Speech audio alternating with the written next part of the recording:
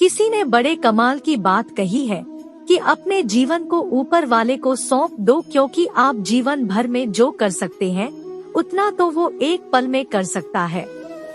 आपके लिए एक छोटी सी कहानी। यह कहानी महाभारत के युद्ध के समय की है।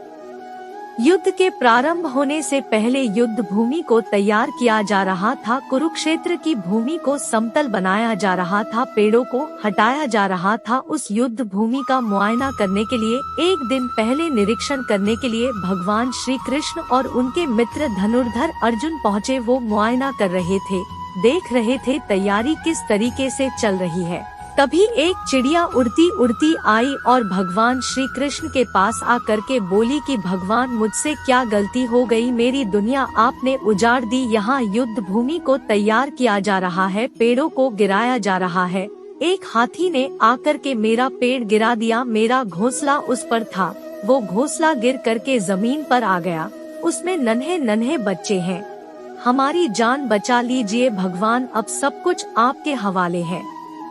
भगवान श्री कृष्ण ने कहा कि मैं इसमें क्या कर सकता हूँ, मैं तुम्हारी मदद नहीं कर सकता, यह तो नियति का पहिया है, समय का पहिया घूमता चला जाता है, इसमें मैं क्या कर सकता हूँ बताओ। वो चिड़िया रुआंसी हो करके बोली कि भगवान, मुझे बस एक इजाजत दे दीजिए। भगवान ने कहा कि बोलू, क्या पूछना है, क्या इजाजत चाहिए। तो उस चिड़िया ने कहा कि भगवान, मैं आप पर विश्वास तो कर सकती हूँ ना। भगवान ने हाँ भरी।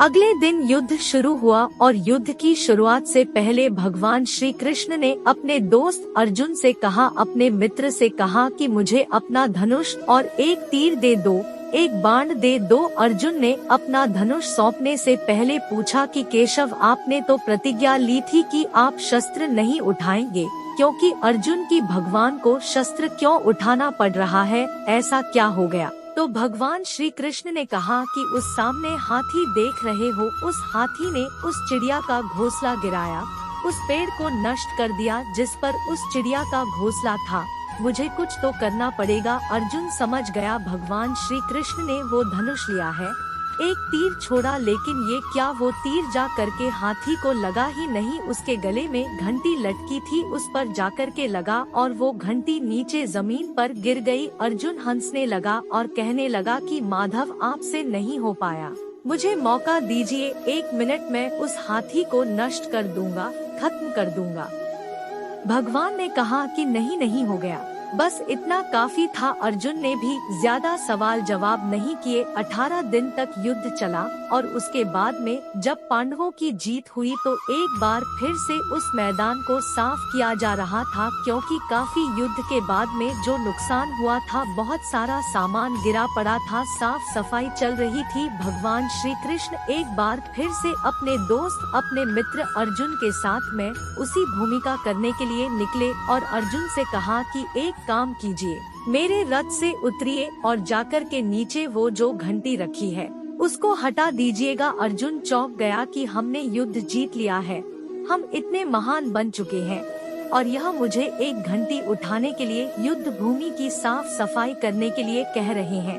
लेकिन जानता था भगवान है, कुछ भी कह सकते हैं। रथ से नीचे उतरा, जा करके उस घंटी को उठाया, साइड किया और जैसे ही उस घंटी को उठाया वैसे ही उसके नीचे से नन्हे नन्हे बच्चे चिड़िया के फड़फड़ाते हुए उड़ान भर ली, उन्होंने उड़ गए। अर्जुन की आंखें नम हो गई। उस घंटी के नीचे था वो घोंसला उस चिड़िया का जो मदद मांगने आई थी। 18 दिन के युद्ध में वो चिड़िया और उसके बच्चे सुरक्षित रहे, क्योंकि घंटी वहाँ पर उनका सुरक्षा कवच बनकर आ चुकी थी। चिड़िया ने शुरुआत में सिर्फ ये कहा था कि क्या भगवान, मैं आप पर विश्वास तो कर सकती हूँ ना, और भगवान ने हाँ भरी थी।